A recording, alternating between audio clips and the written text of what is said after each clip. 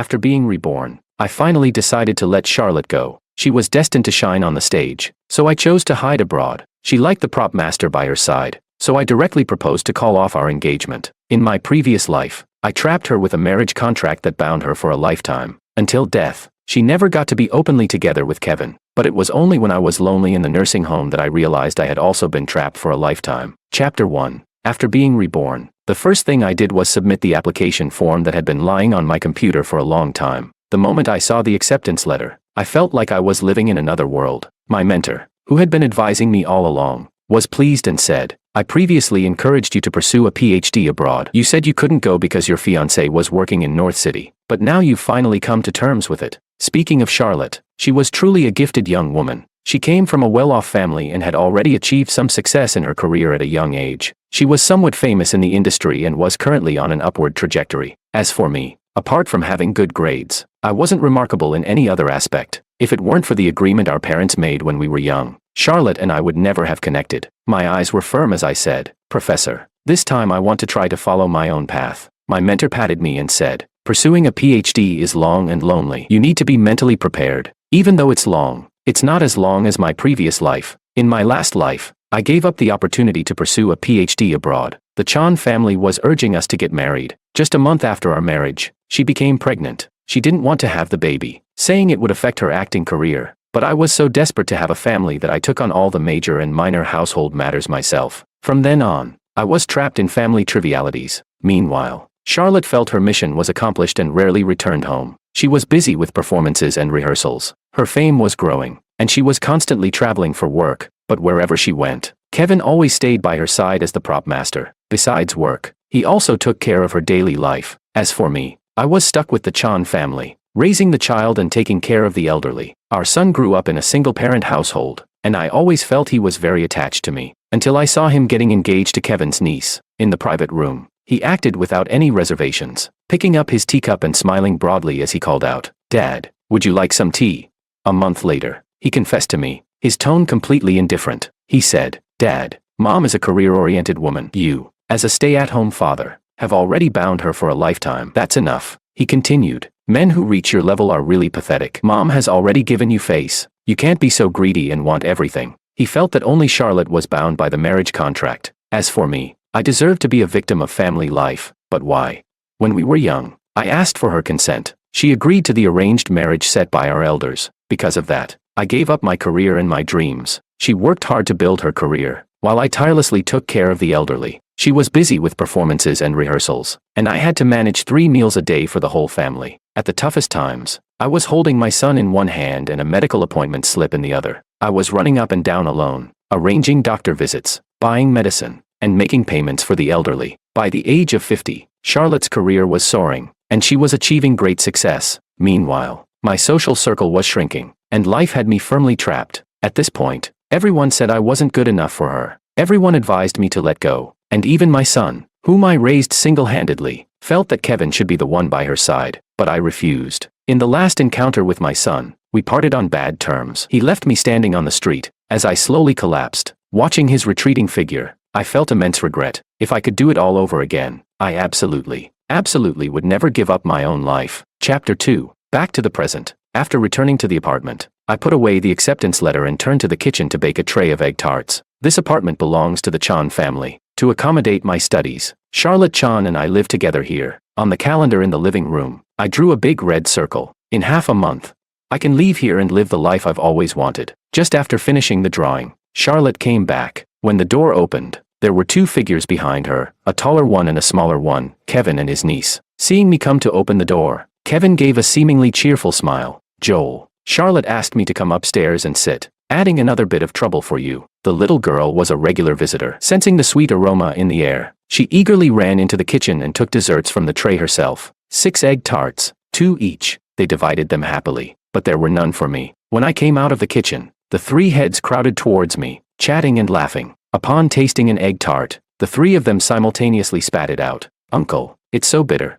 I stood still as Charlotte busily moved about. One moment she was serving water, the next she was passing tea. Finally, Kevin forced a smile and left the door. The dimples that usually appeared on his cheeks were gone this time. His words, however, remained forgiving and magnanimous. "Charlotte, Joel's cooking still has room for improvement. You two must not argue. Charlotte silently sent them out the door. When she returned, I turned around and brought out another tray of egg tarts. Charlotte hesitated before explaining. Ava is the orphan of my sister. Before she died, she repeatedly urged me to take good care of Kevin. I let the child taste your delicious desserts. I still remained silent. She dryly added, if you mind so much, I will call them less often in the future. The next day, early in the morning, I went to pack my luggage, preparing to go to City C in a couple of days. Since I had decided to call off the engagement, I needed to speak clearly early on, out of respect and to avoid any future entanglements. While packing, I saw a mud doll. It was the one Charlotte gave me when I was a child. Back then, she was firm in her words,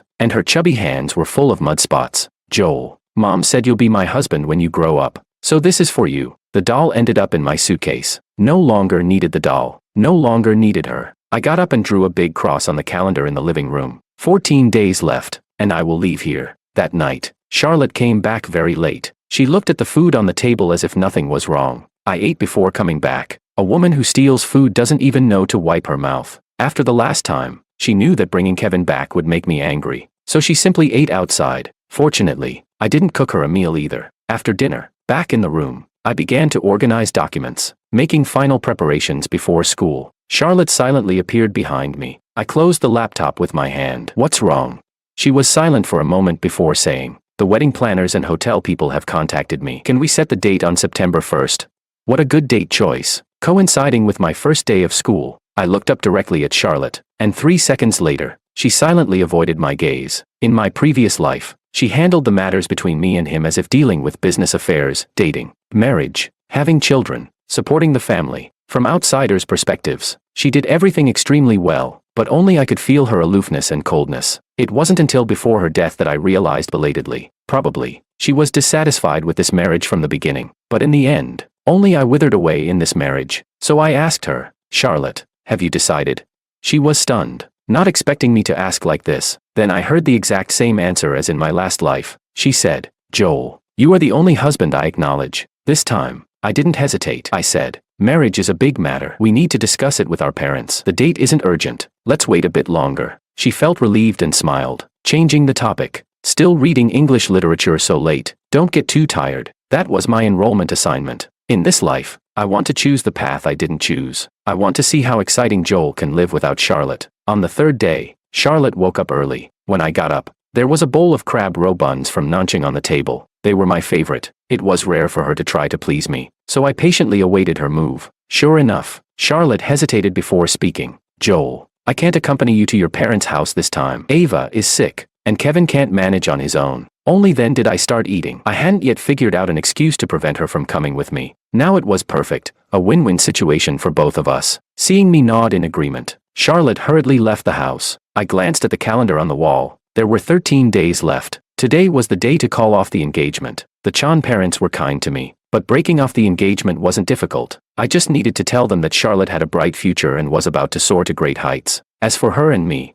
we were no longer compatible. Chapter 3. The living room of the Chan household was silent and oppressive. I sat aside, silently twirling the teacup in my hand. Ms. Chan opened her mouth several times, only to swallow her words back. Over the past few years, I had heard quite a bit about Kevin. After holding back her words for a long time, she finally said, even if she has feelings for Kevin, you two are still engaged. If she dares to back out, I'll deal with her. Mr. Chan was the final authority. Since you've decided to call off the engagement, we respect your decision. But Joel, the relationship between our two families won't change. We still consider you our closest junior. Charlotte was now the apple of everyone's eye, so even her biological parents couldn't understand why I insisted on calling off the engagement. But I understood that regarding this arranged marriage, they probably had some hidden expectations. Now that I took the initiative to end it, it was somewhat considerate. This was good for my future life. Regarding Charlotte and the Chan family, I no longer wanted any entanglements. After all, in the end, they were still family. Engagement terminated. To prevent any complications, I lied to them, saying that Charlotte was too busy and that she had asked me to return alone. After hearing this, Ms. Chan felt a bit guilty towards me. She advised me to stay at their house for a while before leaving. Coincidentally, I didn't want to go back to that small apartment and live in constant proximity with Charlotte day and night. I stayed at the Chan household for 10 days. During these 10 days, Charlotte only made one phone call. After learning that I was staying with the Chans, she never called again. She was still the same as before. Regarding our relationship,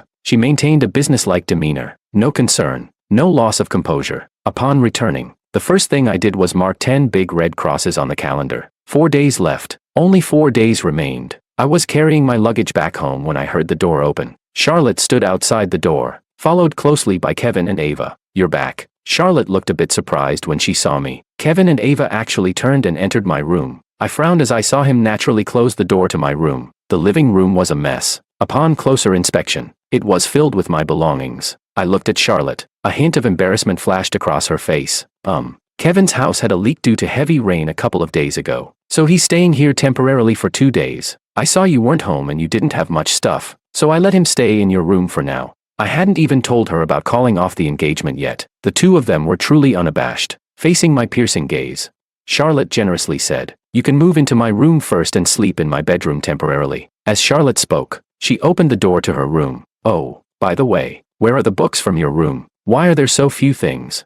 "Of course, they were moved out. I sold them. I thought I wouldn't need them after marriage," I explainedly. Charlotte frowned. "Even after marriage, you might still need them. Self-improvement is important at any time. Anyway, if you want to sell them, go ahead." She knew everything from the start, but she didn't care. She watched me being consumed by that family. As a beneficiary of their interests, Charlotte was content and at ease, but she couldn't and shouldn't be. While enjoying my efforts, she was also distracted by Kevin. I pressed my lips together and remained silent. Seeing my continued silence, she finally said, "By the way, what did your parents say?" Charlotte took the bag from my hand as well. I paused. "I did some calculations. The timing isn't right. We can talk about it later." There were still 4 days left. I used this excuse to buy some time. When I left, I would explain everything clearly to her. Charlotte sighed with relief, then put on a concealed smile. She looked at the calendar in the living room. "Looks like we need to find another good date again." After saying that, she rushed to the kitchen to cook. She didn't even notice what I had marked on the calendar.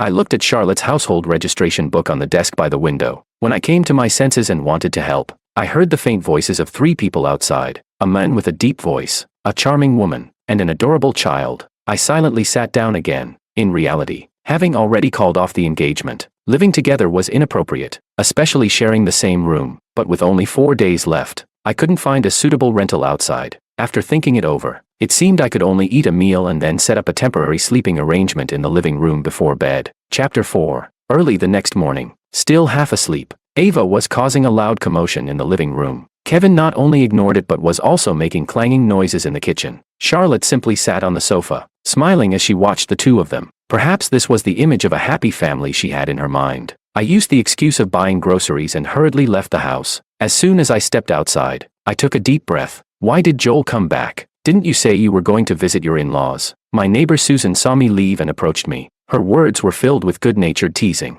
Not your in-laws. Susan was taken aback for a moment, then laughed, thinking I was indulging Charlotte's reputation. Yes, still not your in-laws. We always have to wait until we're married to change that. She noticed my expression had lost its usual smile. Susan hesitated, then couldn't hold back any longer. She began to reprimand me in a low voice. "These past 2 days, when you weren't around, Charlotte brought men home. I asked her once, and she actually said it was with your permission. That man looks restless. Did you really nod to that? The wedding isn't even done yet." Silly child, be more careful. With Charlotte's qualifications, if she hadn't been engaged to you, I guarantee I would have introduced my nephew to her. Who wouldn't be attracted? Men are flocking one after another. You need to be sharp. Even if men were approaching one after another. Only Kevin stood by Charlotte's side. She didn't need to worry because Charlotte would always back him up. What I didn't expect was that Charlotte outwardly claimed it was my decision. She was careful not to let any taint touch Kevin. She had indeed put in a lot of effort, but some things, I still couldn't speak about them now. Susan saw that I was soft-hearted, pouted, and finally kept advising me to be more cautious at home. When I returned, the living room was empty. However, I could hear rustling sounds coming from my basement. After a while, Ava bounced up to the room. She was holding a tattered piece of drawing paper. I squinted to see. It was a portrait I drew of Charlotte last New Year's Day. The woman in the painting still had cold eyes, but her mouth held a faint smile. The room was warm like spring, and fireworks illuminated the outside. During those few hours, Charlotte's eyes were only for me. I always thought that after marriage, we would spend many days and nights repeating such simple happiness, but I never expected that it was her only time to look at me seriously. The drawing in Ava's hand was already torn and tattered. There were sticky sugar stains on the paper. Behind her, Kevin had followed up. "Kids don't understand. Joel, you won't hold it against the child, will you?" His tone was gentle, but the pride and contempt in the corners of his eyes were clear. Since you know they don't understand, educate them more. It seemed he didn't expect me to retort, and Kevin was momentarily stunned. Kids understand the atmosphere the best. And Ava suddenly rushed forward. Her dirty little hand slapped mine, leaving a black handprint on my shirt. You can't bully my uncle. The little girl's voice was sharp and piercing. Charlotte rushed in from outside the door. She grabbed Ava and pulled her into her arms. I didn't look at her. My gaze shifted to the fallen drawing paper. Charlotte followed my line of sight and was momentarily stunned. She clearly understood something. She wanted to say something but swallowed her words back. Kevin looked even more pleased, his face showing a facade of grievance. Charlotte, I'm sorry. It's all my fault for not keeping a better eye on Ava. At that moment, my laughter erupted abruptly. All three pairs of eyes turned to look at me at the same time. I picked up the drawing, held it up to the light, and said, I didn't draw it right. The lighting in the house wasn't this bright. After saying that, I threw the drawing into the trash can and walked into the kitchen with a blank expression. Charlotte suddenly looked up, staring blankly at my retreating figure, unable to attend to Ava's continued crying and fussing. Charlotte followed me into the kitchen. She hesitated for a long moment before awkwardly opening her mouth. These past 2 days, I've been busy looking for a place. In a couple of days, Kevin will move out with Ava. I know you don't like him. Can you just bear with it a little longer? Without much thought, I replied, sure. After all, there were still 3 days left before I had to leave. It was originally the Chan family's house. By then, how they would manage their lives behind closed doors in this house wouldn't concern me anymore. I had agreed too quickly, and Charlotte struggled to speak, her face turning pale and green, looking very uncomfortable. She thought I was angry about what just happened inside, pulling me back. Ava is still a child. I've told you many times. I take care of them only because of my sister's request. Kevin isn't easy either. Can't you stop thinking of people as so despicable? I sneered. So, you brought him back and even told others it was my idea. Charlotte's breath caught, and she opened her mouth but couldn't say a word. I laughed. See, no matter how eloquent her words were, the inner turmoil and sordid thoughts couldn't deceive anyone. Concerned about maintaining the elder's face, I didn't want to ruin her career, but it had to be this way. Chapter 5. Early the next morning, I woke up early. Ava's loud commotion from yesterday had lingered in my mind. There must still be some of my things in the basement of the house. Taking advantage of the fact that they hadn't woken up yet, I went down to the basement to pack my things. Living in this house for several years, even with over a dozen days of preparation in advance, I still had many items left behind. I packed meticulously. For the rest of my life, this lifetime, I no longer wanted to have any connection with Charlotte. Since I had decided to leave, I wanted to leave completely. Finally, I organized everything into 3 large bags. As soon as I opened the door, I saw that Charlotte had already prepared breakfast. Seeing the things I was holding, Charlotte was stunned. Where are you taking those things? My tone was indifferent. Throwing them away. There are too many useless items. Charlotte glanced at them and then looked away, turning to knock on the door of the room next door. Kevin, take Ava and get up. Breakfast is ready, on the dining table. As soon as Ava saw me, she snorted and moved her breakfast closer to herself and Kevin. Charlotte brought out a fried egg and smiled at me. You're up, come here. I made a fried egg for you. Turning her head to see the items in front of Ava and Kevin, she awkwardly smiled. Good girl Ava, can you share some with Uncle Joel? I ignored the group and left the house directly. There were only a few days left before the semester started. All the necessary procedures had been prepared. I planned to exchange some petty foreign currency again. Additionally, I wanted to see what else I needed to buy. Once everything was settled, I booked a room at a hotel, although there were only 2 days left. Seeing Charlotte every day with my head down and her looking up was really unsettling. Since she thought I was jealous of Kevin, I decided to let her maintain that misunderstanding and use it as an excuse to move out. Once everything was in order, I returned home, but I saw Ava playing with my passport in her hands. My head buzzed. What are you doing? I snatched the passport back, startling Ava, who fell off the table. Her heart-wrenching cries drew Kevin from another room. What are you doing? Who told you to bully Ava? Kevin pushed me away, tenderly picking up the child. I was trembling with anger, carefully placing the passport back into my bag. Am I bullying her? Don't you see what she did? Who told you to touch my things? Get out. Kevin stood up holding the child, looking coldly at me. Haha, you haven't even married Charlotte yet. This isn't your place to decide. He walked to the door with the child in his arms, paused for a moment, then turned back. Even if you did get married, you couldn't compete with me. With a loud bang, the door was closed. Kevin's hostility towards me always surfaced when Charlotte wasn't around. In the past, I always kept retreating when facing him. He traveled extensively with Charlotte, gradually becoming capable on his own. Everyone said they were the perfect partners. In comparison, I was just a stay-at-home father. Much inferior, but with a second chance at life, I felt suddenly relieved. He might be excellent. But I had my own strengths. Why should Kevin and I be placed on opposite ends of the scale? Because of Charlotte, who wasn't worth it. Besides Charlotte, did I have nothing else in life? I could continue my studies, contributing to the relentless pursuit of medical excellence for humanity. I could go out, broaden my horizons, and gain more knowledge. This quagmire here would only hinder my progress. As for Kevin, when I first returned, I had considered taking revenge on him. In my past life, he made my marriage nominally exist. I thought about causing trouble at their theater or exposing him online, but what good would it do? As long as Charlotte wanted, she had 100 ways to continue taking care of Kevin. Moreover, if Charlotte wasn't interested, even if Kevin stood before her naked, she wouldn't give him a glance. Why bother? It was just a misguided love. I didn't want to waste my life dealing with it anymore. So I spoke firmly to Kevin. Listen, no matter what your relationship with Charlotte is, whether you admit it or not, it has nothing to do with me anymore. I'm not going to marry her. If you understand what I'm saying, you should focus more on Charlotte instead of provoking me. Otherwise, I might change my mind at any time. Kevin was stunned. He waved his hand, trying to deny it, as if he was afraid of genuinely angering me. Finally, he reluctantly went back to his room. I packed my things, took one last look at the apartment. Looking around, there were traces of other men who had lived here. Nothing to be attached to. I turned around and left. Chapter 6. Back at the hotel, I quickly packed up and began composing a message to Charlotte, although she had treated me poorly in many ways.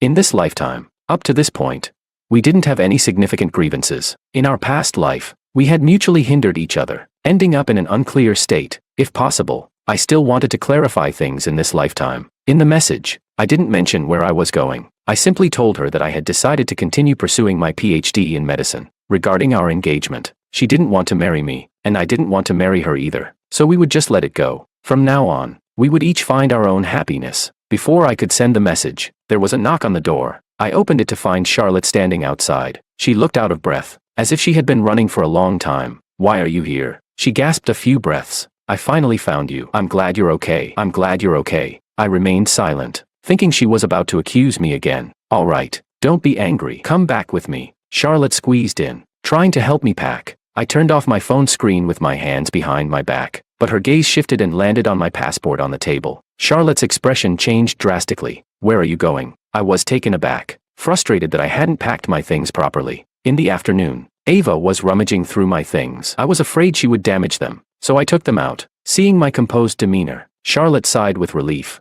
I need to keep them safe so we can use them during our honeymoon. She handed me the passport, instructing me to place it in my close-to-body bag. I complied without hesitation. Then, pressing down on her hands as she tried to pack, Charlotte frowned. What? Are you still angry? Ava was wrong, but she's still a child. Stop causing a scene. I just find it odd. Ava has always been well-behaved, but every time you come back, you end up clashing with her. Charlotte wanted to say more, but seeing me look at her calmly, she suddenly stopped speaking. I only asked her one question. Does Kevin know you came to find me? Charlotte was somewhat annoyed. What does that have to do with him? Why are you always clinging to Kevin? I ignored her and continued. I guess he doesn't know. Otherwise, you wouldn't be standing here. I'm your fiancé. If we're fighting, it's natural for you to come find me. Then why, subconsciously, don't you want to tell him? Why do you always unconsciously avoid anything related to me in front of him? Every time we argue, you say it's because of your sister that you take such good care of him. You have several sisters. Why aren't the others as attentive as you? Charlotte, I called her softly. Since you don't love me, just let me go. Charlotte's expression changed drastically, and her body seemed to sway slightly. After a while, she struggled to say, since you're not going back, then reflect on yourself here. I'll come back to pick you up in a few days. Charlotte turned around and fled in a disheveled state. I never intended to hurt you. I'm going back to prepare for the wedding. Listening to her stumbling footsteps fade away, I closed the door expressionlessly. It's so ridiculous. In her eyes,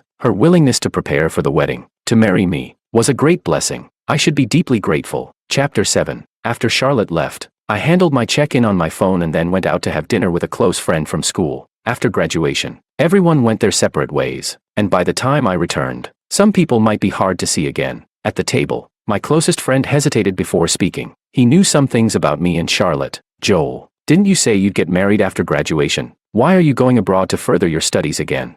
Long-distance relationships are a hurdle many couples can't overcome. I shook my head with a smile. I'm not getting married. Then I raised my glass. To youth, to friendship, to myself. So, cheers to youth, friendship, and myself. After returning home, I took an early shower and went to bed. I expected to toss and turn all night, but instead, I had a good night's sleep and woke up at dawn. Upon waking, I headed straight to the airport. Before boarding the plane, I sent the message I had been editing for a long time to Charlotte. After sending the message, my phone buzzed incessantly. I turned it off immediately. As the plane ascended, I felt a lightness in my body. In a daze, it was as if I saw my past self saying, "Thank you." When the plane landed and I truly set foot on foreign soil, I suddenly felt like crying. In my past life, I could never take this step, but now it was so easy. As long as I wanted to, I composed myself and went to register at the school. In my previous life, I never had the chance to set foot on a university campus. This time, I cherished the opportunity dearly. Besides eating and sleeping, I spent my time either in class or in the library. During this period, besides being busy, I received 3 calls from Charlotte. The first call was a month after the semester officially began. Charlotte had gone through various means and finally obtained my number. When a stranger's number appeared on the screen,